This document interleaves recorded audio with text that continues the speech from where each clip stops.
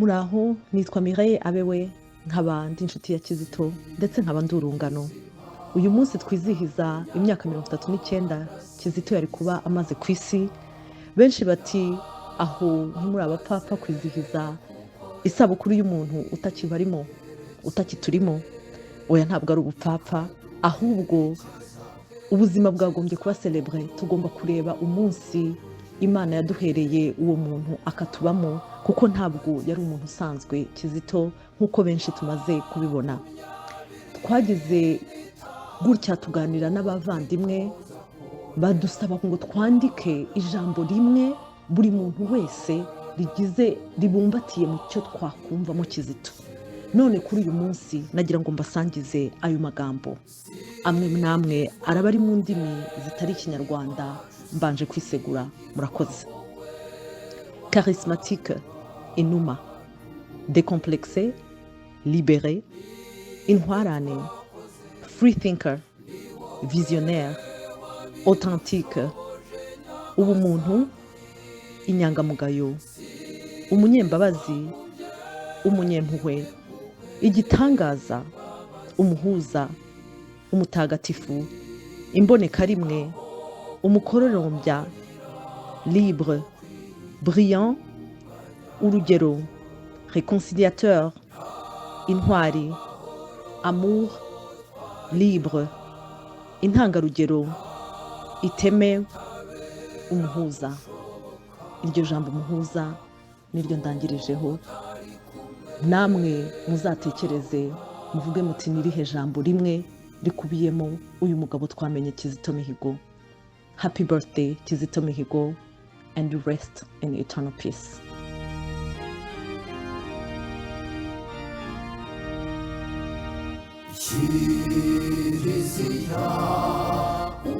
Muraho neza, nitwa Louis Nkubana, ntuye hano muri Canada. Kizito Mihigo twibuka none kuko yari kuba yujuje imyaka 39 y'amavuko, anyibutsa byinshi. Nagize amahirwe yo kumenya kuko twabanye muri Kurado Kigali. Mwibuka nk'umuhanzi wafashije abantu benshi, baba abanyarwanda cyangwa abanyamahanga, gusana imitima. Yatangiye inganzo ye akiri muto, ariko afite ubuhanga buhebuje, haba mu magambo y'indirimbo n'uburyohe bwa muzika. Yazanye uburyo bushya, un nouveau style, muri musique sacrée w'u Rwanda, ritme ayihuza n'umuco wacu. Muri ubwo buhanga kandi yamenyaga kwicisha bugufi cyane. Kizito Mihigo kandi yari umukristo w'intangarugero, yateye ikirenge mu cyashebuja Yezu Kristo. Ndibuka anyandikira ibaruwa muri 2008 ati ubutumwa bwo mu ndirimbo zanjye nubwo kwegera Imana no kwiyegereza abandi. Ati kwegera Imana ashaka kuvuga ni ukwegera amahoro, ubumwe n'urukundo. Kizito Mihigo nzahora mwibuka nk'umuhanuzi, nuko ngo nta muhanuzi uhanura iwabo. Umurage rero twagumana ni urukundo, amahoro, imbabazi n'ubwiyunge. Nk'uko Pawulo mutagatifu abivuga mu ibaruwa yandikiye Abagalate, ati nta mugereki nta muyahudi. Kizito Mihigo nawe yakundaga kuvuga atyo, ati nta muhutu nta mututsi, nta munyekongo nta murundi, nta muzungu nta mwirabura, hari abantu tout simplement. Nguwo umurage wa mutagatifu Kizito, urukundo, imbabazi, amahoro, ubumwe n'ubwiyunge.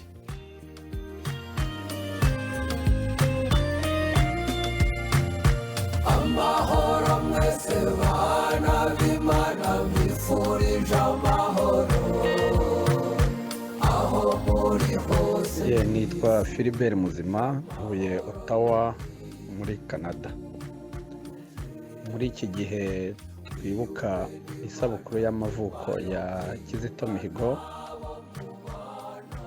nishimiye kuba naramumenye mu buzima bwanjye, nkamumenya bishingiye ku bihangano bye, bishingiye ku buhamya bwe nk'umuhanzi w'umukirisitu, iyi sabukuru ikaba igomba kutwibutsa urukundo rw'Imana kuri twe yamuduhaye, ikamuha ubuhanga, ikamuha urukundo, ikamuha inganzo, nawe kandi akagira umutima wo kuduhaza ku byiza Imana yamuhunze. Twarafashijwe kumugira, yagiye tukimukeneye, ariko yadusigiye umurage udashobora kwibagirana. Kizito mukunda cyane kubona umusore w'igikundiro akunda Imana kuruta byose, agakunda abantu, agakunda igihugu cye, akigisha kubabarira nyuma yo kubabazwa, akigisha urukundo n'imbabazi, akigisha ubutabera n'amahoro. Ni igitangaza, ni impano ikomeye twagize tugomba kubungabunga. Gusa bya bindi ngo uwambaye ikirezi ntamenya ko kera, natwe ntitwamumenye.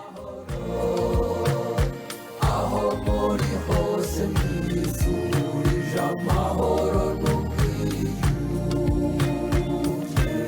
Natasha Bingeneye. Kizito Mihigo nyibutsa urumuri, rwa rumuri yazanaga aho yageraga hose.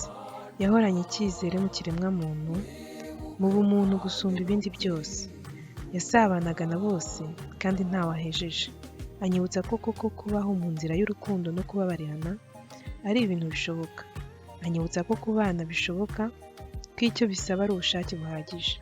Umurage we ukomeye mbona dukwiye kugumana ni uwo kuganira na buri wese ndetse n'abo mudahuje ibitekerezo. Umuco mwiza wo kubana na bose ndetse n'abo mudahuje amateka. Yatubereye iteme mu muryango wacu w'Abanyarwanda ufite ibikomere byinshi bikunze kubogamira ubumwe. Nkabona dukwiye gukomeza iyo ngamba rero, natwe tukubaka ibiraro, tugatera intambwe mu ye.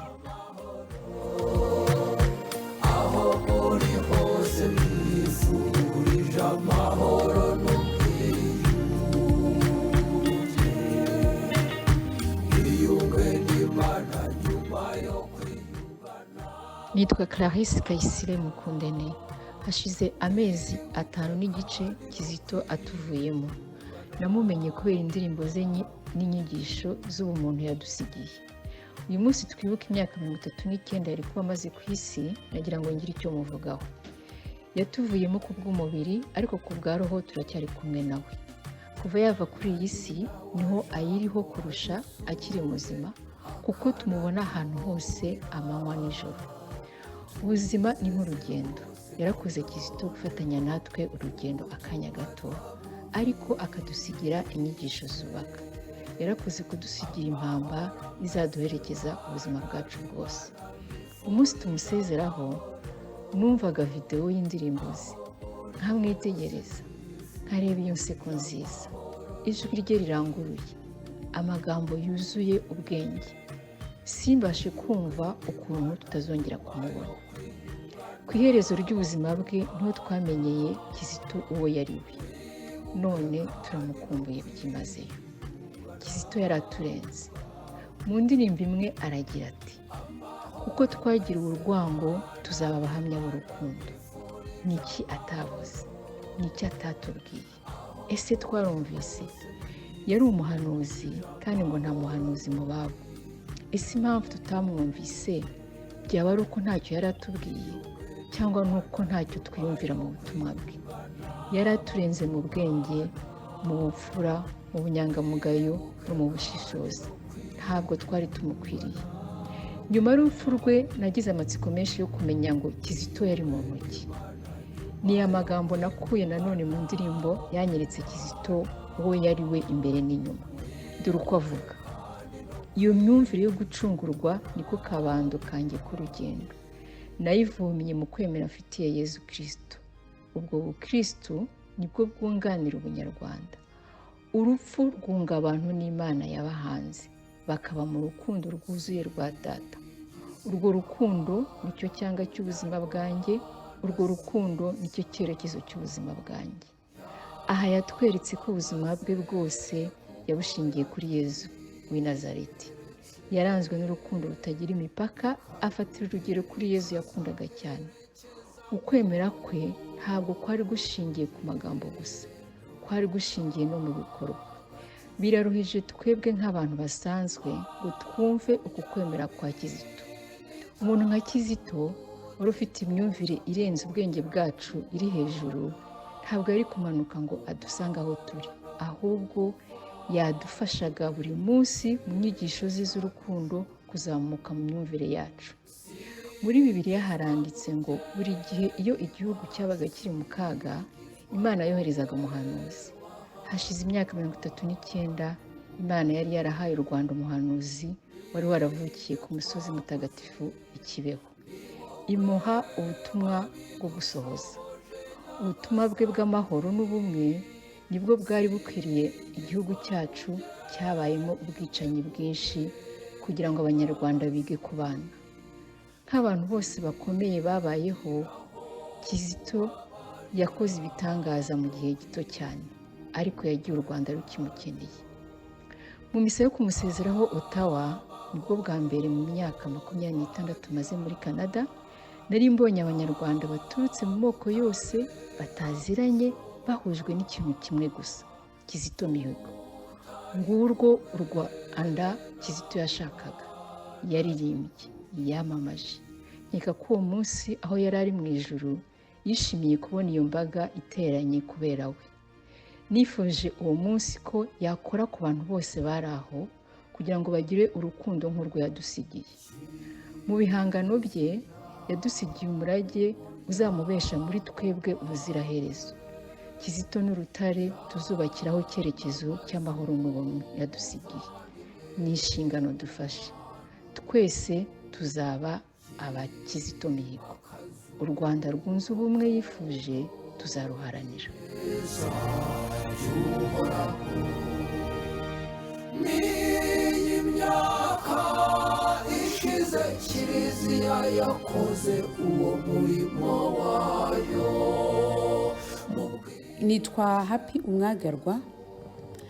Namenye umuhanzi Kizito Mihigo cyane cyane mu ndirimbo ze. Ndumva ubwa mbere namubonye hari kuri Stade Amahoro, umunsi wo gutangiza icyunamo muri 2011, tariki 7 z'ukwa kane muri 2011. Icyo gihe yararirimbye indirimbo Twanze gutubirwa amateka. Umwaka ndizera ko nta wibeshyeho.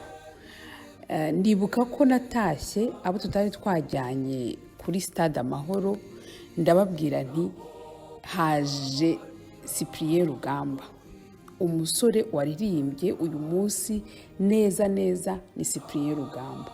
Numvaga kuririmba kwe gutandukanye n'indirimbo zindi z'icyunamo twajyaga twumva, kandi noneho agahanika neza nkabikunda.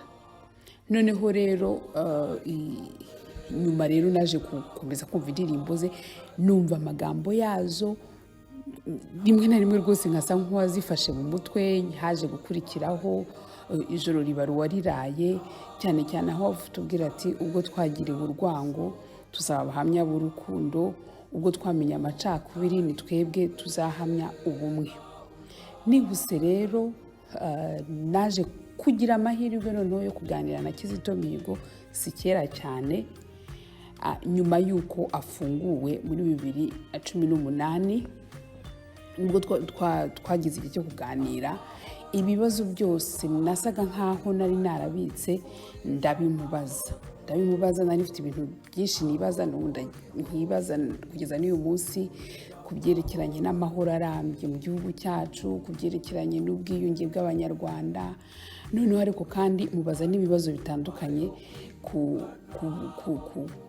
kwizera kwe kwa Gikristo, n'ikimutera kugira ziriya mbaraga zo kuvuga ngo abantu bababarirane, abantu basaba imbabazi, abandi bazitange.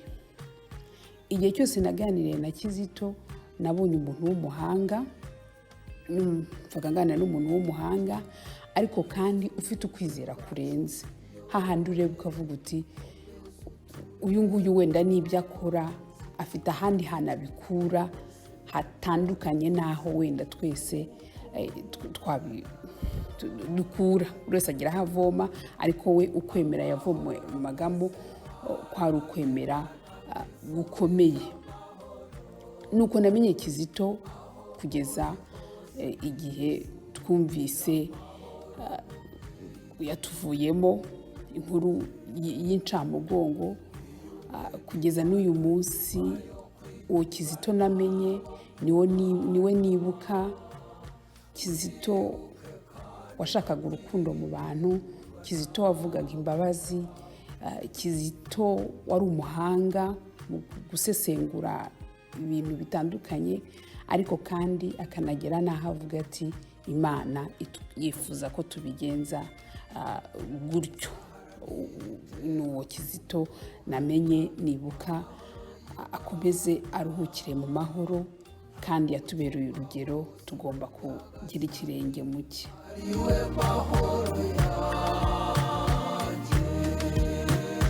Amahoro mwese bana b'Imana mbifurije amahoro, aho muri hose mbifurije amahoro n'ubwiyunge.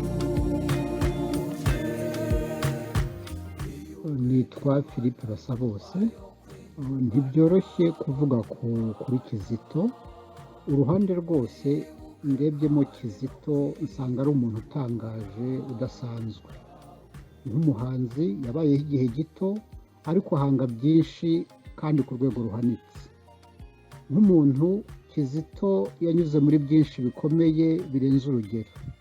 Yarebanye n'urupfu muri Jenoside no mu itotezwa yakorewe cyane cyane kuva mu 2014.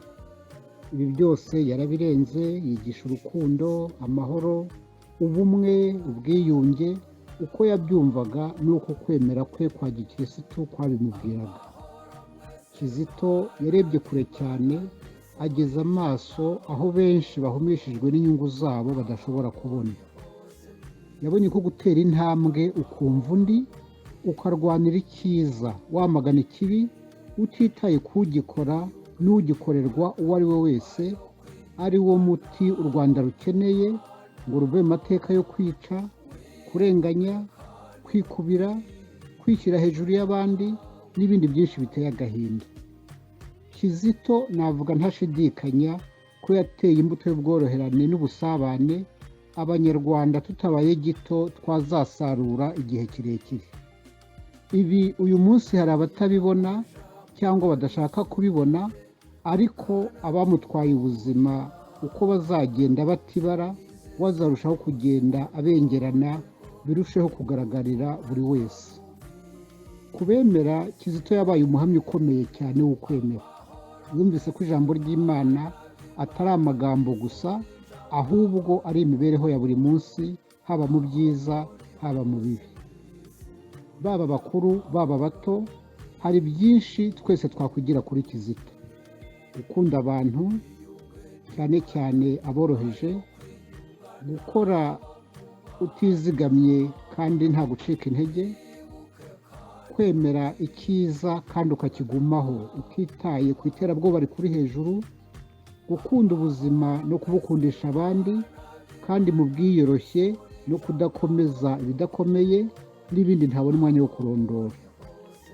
Kizito, niba aho uri bumva nkubwire nti Imana yarakoze kukuduha nubwo twakwambuwe imburagihe. Warakoze kutubera umuntu wuzuye. Inzira y'umusaraba wanyujijwe yatweretse ubutwari bwawe, ariko inatwereka ubugwari n'ubuntu buke bw'abacu. Hari benshi batakuririra ahabona kandi bagukunda, nabo jya ubasabira, niba aho uri usaba ugahabwa. Igihe gito wabayeho wagikoresheje ku buryo ntangarugero. Ruhukira mu mahoro n'ituze wabujijwe mu Rwanda. turagukunda kandi tuzahora tugukunda.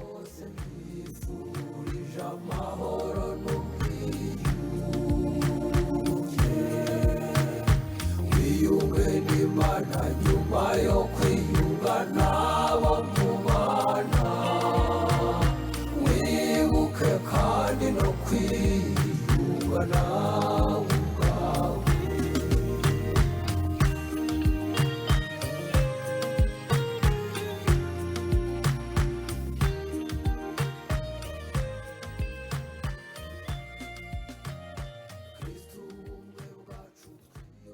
Nitwa Valentine Gusenga, nkaba ntuye muri Canada mu mujyi wa Gatineau.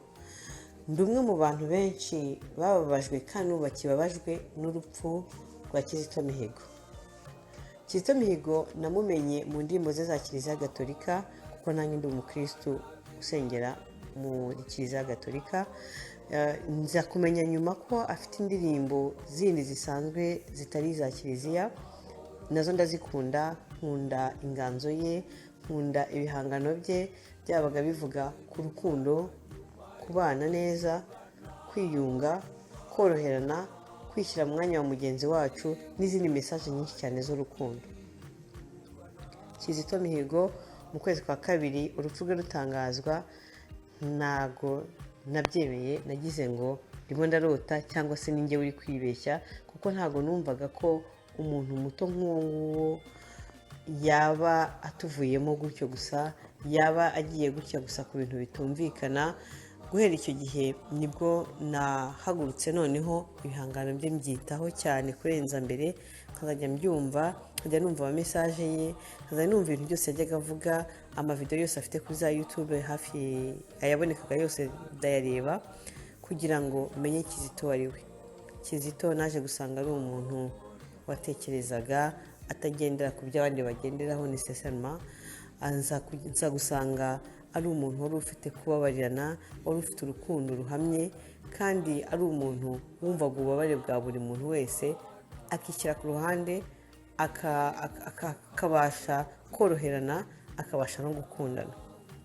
Kizito Mihigo yadusigiye umurage ukomeye cyane, kuko nk'uko yajyaga abyivugira, nk'uko yabyivugiye no mu gitabo cye, icy'ingenzi kuri we ntago yari we, icy'ingenzi kuri we yari ubutumwa bwe, icy'ingenzi kuri we yari ubutumwa na message adusigiye, icy'ingenzi ntago yari we. Yitangiye igihugu cy'u Rwanda ariyanga, kandi abikora yashoboraga gufunga amaso nk'uko benshi babigenza, agakomeza akiberaho, agakomeza umuziki we, agakomeza ubuhangange bwe, kuko mu Rwanda yari umuntu ukomeye ukunzwe, ariko yahisemo ukuri ndetse aranagupfira.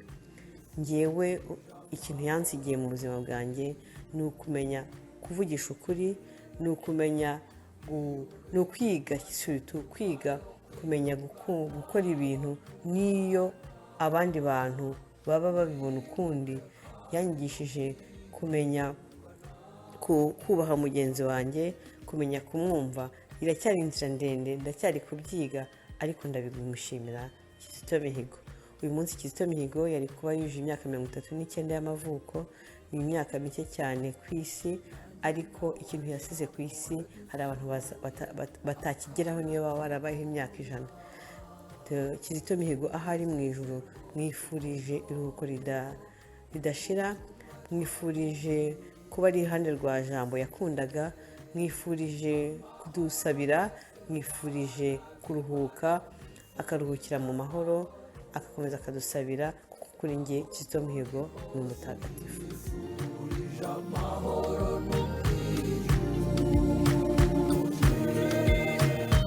wiyunge n'Imana nyuma yo kwiyunga n'abo mubana, wibuke kandi no kwiyunga nawe ubwawe. Amahoro mwese